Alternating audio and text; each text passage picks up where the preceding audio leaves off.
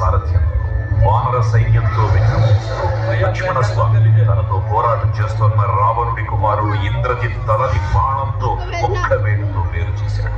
ఇంద్రజిత్ మరణ వార్త విన్న రావణుడు ఆవేశంతో ప్రతీకారం కోసం పాతాళ లోకాధిపతి తన సోదరుడు అయినటువంటి మహిరావణుడి సహకారం కోరాడు.